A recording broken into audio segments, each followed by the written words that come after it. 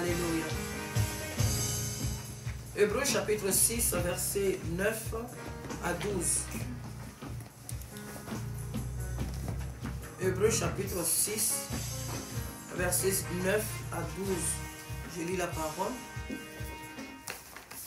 Quoique nous parlions ainsi, bien-aimés, nous attendons pour ce qui vous concerne des choses meilleures et favorables au salut. Car Dieu n'est pas injuste pour oublier votre travail et l'amour que vous avez montré pour son nom, ayant rendu et rendant encore des services aux saints. Nous désirons que chacun de vous montre le même zèle pour conserver jusqu'à la fin une pleine espérance, en sorte que vous ne vous relâchiez au point et que vous imitiez ceux qui, par la foi et la persévérance, héritent des promesses. Amen. Ici, c'est la promesse, c'est la parole de l'auteur. On attribue souvent ce livre à Paul, mais puisque au titre, on ne nous dit pas que c'est Paul, donc ça ressemble beaucoup aux écrits de Paul. Et l'auteur, ici, poussé par l'Esprit de Dieu, nous dit que, quoi qu'il soit dur, certainement quand tu lis le texte un peu plus haut, tu vois un peu la manière dont ils exhortent l'Église. C'est le souci que le Saint-Esprit a de nous voir grandir, de nous voir exceller dans notre marche avec lui. C'est pourquoi il dit, quoique nous parlions ainsi, bien-aimés, nous attendons pour ce qui vous concerne des choses meilleures. Ce que le Seigneur espère, ce que le Saint-Esprit désire, ce que nous réalisons des grandes choses, ce que nous prospérons dans notre foi, ce que nous ayons la connaissance, ce que nous ayons la révélation encore de Jésus. On ne connaît pas encore le Seigneur entièrement. Et certainement sur cette terre, nous ne connaîtrons jamais assez le Seigneur. Même les anges au ciel ne connaissent pas assez le Seigneur. Si tel était le cas, Satan aurait reçu son coup. Mais personne ne connaît Dieu. Aucun ange dans le ciel ne connaît Dieu parfaitement. Et donc ce que Dieu désire sur cette terre, c'est que nous connaissions le Seigneur à la mesure dont nous devons le connaître pour pouvoir avancer dans notre marche avec lui. La distraction envahit le monde. Des fois, on prend nos portables et tu es sur le portable, tu regardes les choses qui se passent, tu regardes. Et pour un rien de temps, tu vois le portable, tu es déjà resté sur le téléphone plus de 30 minutes. Et si ces 30 minutes, tu les prenais pour méditer, pour prier. Mais donc, nous sommes constamment dans la distraction, tous, hein, sans exception. Sans exception. Et donc, le Seigneur nous invite. Le Seigneur nous invite à vivre le meilleur dans notre marche avec le Seigneur. Dieu veut nous révéler des grandes choses. Dieu veut nous parler. Vous voyez que les journaux, souvent, tout ce que nous voyons autour de nous, les gens ne nous disent pas forcément la vérité. Mais si nous sommes réellement dans la présence de Dieu, Dieu va nous révéler des choses. Je sais de quoi je parle. Dieu va nous révéler des choses qui vont arriver. Dieu va nous montrer des choses avant même que les gens ne le sachent. Dieu va nous les montrer parce qu'il est le Dieu qui sait l'avenir, qui sait toutes choses. Donc Dieu veut que tu prospères. Vous voyez tous les sujets qu'on a donnés ici. C'est ce que Dieu désire. Dieu veut que tu aies du bon travail.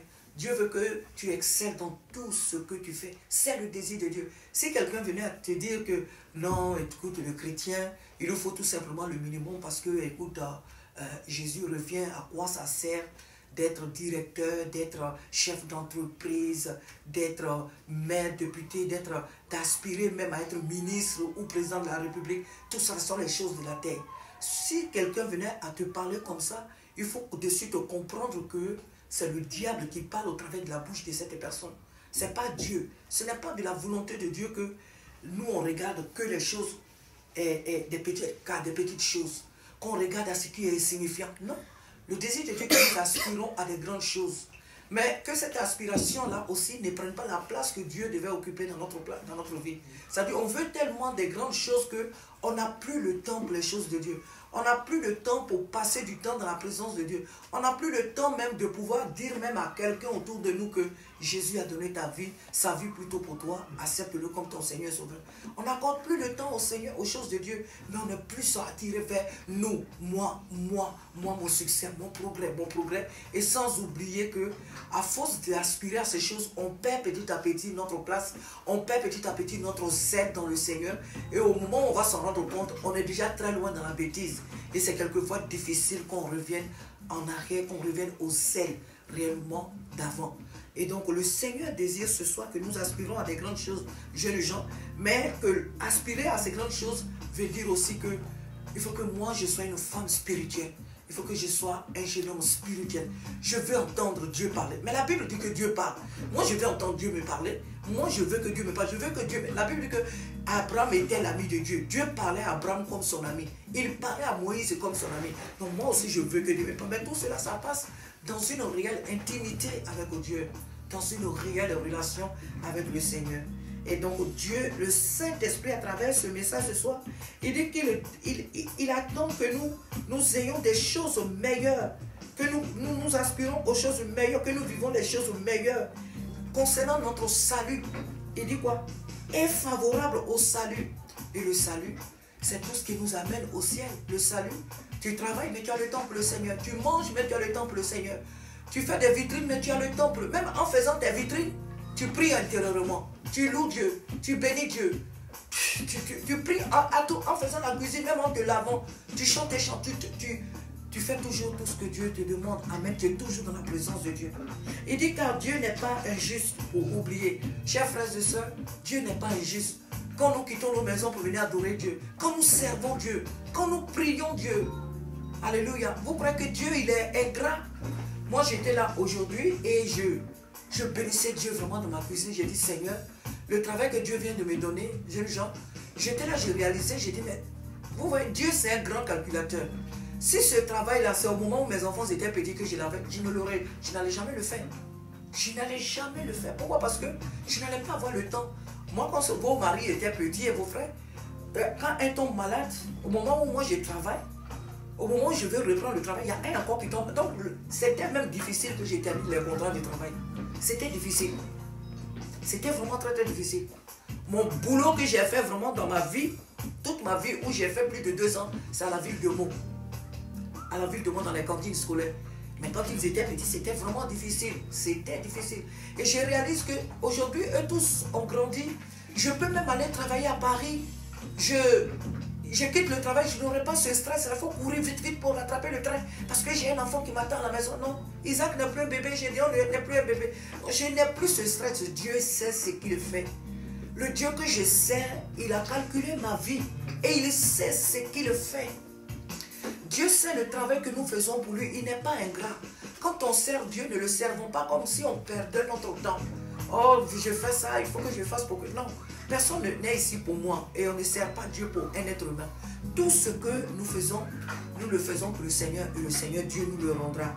Que ce soit dans le secret comme aux yeux des hommes, Dieu nous le rendra. C'est pourquoi il nous dit, mais Dieu n'est pas, car Dieu n'est pas injuste pour oublier notre travail et l'amour que vous montrez pour son nom, ayant rendu et rendant encore des services aux saints.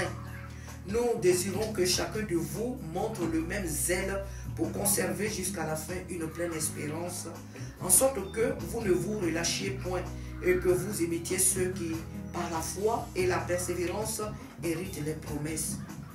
Nous désirons que chacun de vous montre le même zèle. Ayons le zèle pour le Seigneur. Ayons le zèle, supportons-nous les uns les autres. Fortifions-nous les uns les autres. On avait parlé d'un groupe où on devait envoyer des témoignages et tout. Ne négligeons pas ces choses-là. Elles semblent être petites, mais ne les négligeons pas. Faisons-le. Rendons les témoignages. Envoyons les sujets de prière. Tels que les sujets ce soir ne sont pas des sujets secrets. Bon, si le groupe, on n'envoie pas des sujets, mais les sujets de prière vraiment pour ma famille, priez vraiment pour mon travail, priez vraiment pour mes collègues. Alimentons vraiment ce groupe. Amen. Donc, tout ce que nous faisons pour le Seigneur, Dieu le voit. Ayons toujours le zèle pour le Seigneur. Ne traînons pas les pas pour les choses de Dieu. Ayons le zèle vraiment pour le Seigneur. Que Dieu nous aide ce soir. Que le Seigneur nous aide ce soir à savoir que le travail que nous faisons pour lui, il ne nous a pas abandonnés, il ne nous abandonnera pas. Dieu est celui-là qui exauce les prières. Il est le rémunérateur de ceux qui le servent, qui le cherchent. Alléluia. Oui, Dieu est le rémunérateur de ceux qui le cherchent. Dieu peut t'accorder une bénédiction à laquelle même tu ne t'attends pas. Il peut te bénir dans un domaine même auquel tu ne t'attends même pas. Dieu est ce Dieu-là qui fait des surprises. Dieu récompense ses enfants. Amen. Comme des parents qui récompensent les enfants l'enfant qui leur obéisse. Amen. Que Dieu nous aide ce soir. Les temps sont difficiles, jeunes gens, il y a trop de distractions, c'est pas facile, mais que Dieu nous aide vraiment à tenir ferme jusqu'au bout. Amen.